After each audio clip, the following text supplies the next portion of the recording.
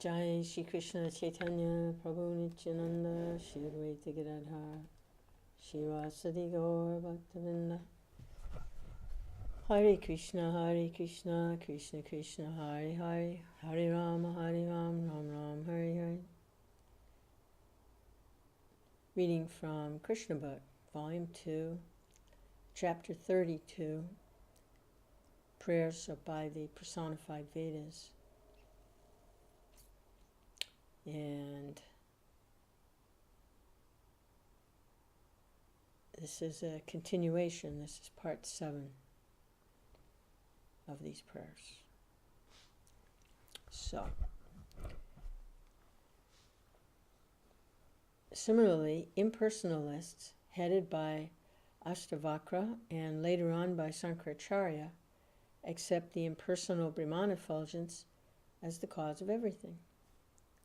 According to their theory, the material manifestation is temporary and unreal, whereas the impersonal Brahman effulgence is reality.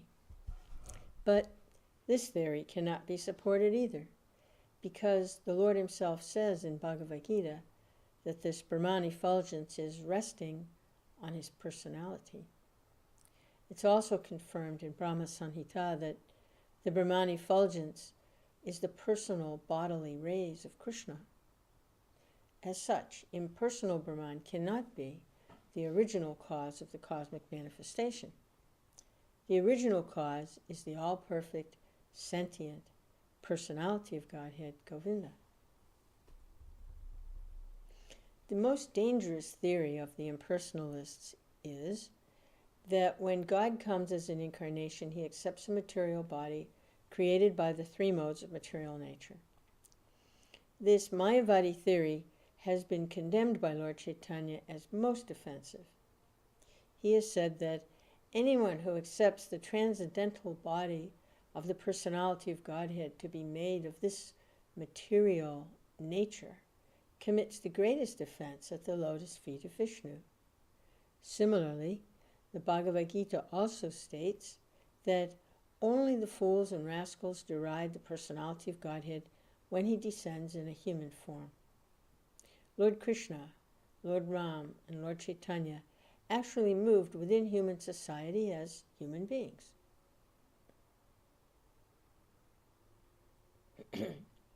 The personified Vedas condemn the impersonal conception as a gross misrepresentation.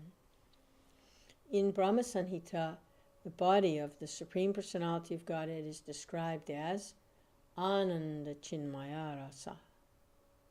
The Supreme Personality of Godhead possesses a spiritual body, not a material body. He can enjoy anything through any part of his body, and therefore he is omnipotent. The limbs of a material body can perform only a particular function, just as hands can hold, but they cannot see or hear. Because the body of the Supreme Personality of Godhead is made of Ananda Chinmaya Ras, or Satchidananda Vigraha, he can enjoy anything and do everything with any of his limbs. Acceptance of the spiritual body of the Lord as material is dictated by the tendency to make the Supreme Personality of Godhead equal to the conditioned soul. The conditioned soul has a material body. Therefore, if God also has a material body, then the impersonalist theory that the Supreme Personality of Godhead and the living entity are one and the same can be very easily propagandized. Factually, when the Supreme Personality of Godhead comes, he exhibits different pastimes, and yet there is no difference between his childish body when he was lying in the lap of his mother Yasoda and his so-called grown-up body fighting with the demons. In his childhood body also he fought with demons such as Putana, Trinavarta, Aghasura, etc., with strength equal to that with which he fought in his youth against demons like Dantavakra, Sishupal, and others. In material life, as soon as the conditioned soul changes his body, he forgets everything of his past body.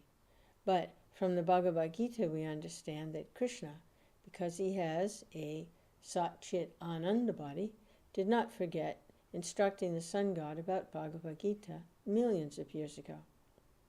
The Lord is therefore known as Purushottama because he is transcendental to both material and spiritual existence. That he is the cause of all causes means that he is the cause of the spiritual world and of the material world as well.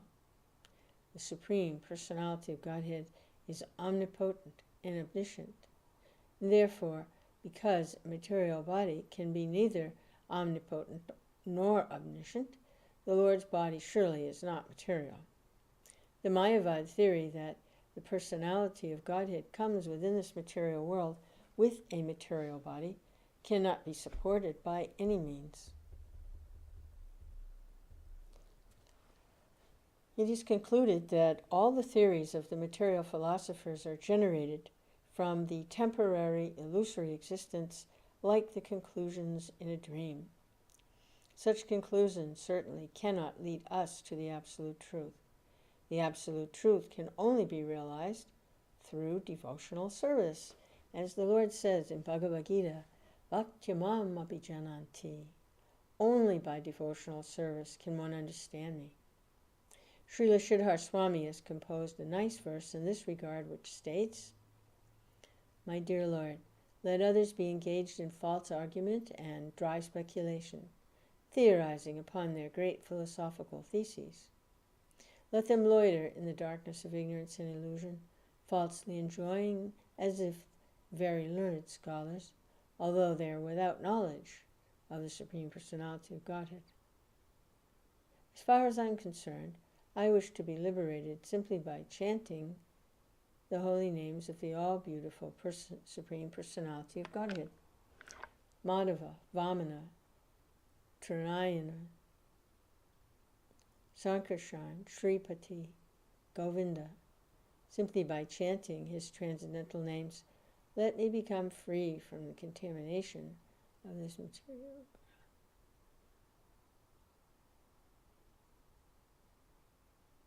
In this way, the Personified Vedas said, My dear Lord, when a living entity, by your grace only, comes to the right conclusion about your exalted transcendental position, at that time he no longer bothers with the different theories manufactured by the mental speculators or so-called philosophers. This is a reference to the speculative theories of Gautama, Kanada, Patanjali, Kapila, Nirishvara. There are actually two Kapilas. One Kapila, the son of Kardama Muni, is the incarnation of God, and the other is an atheist of the modern age. The atheist Kapila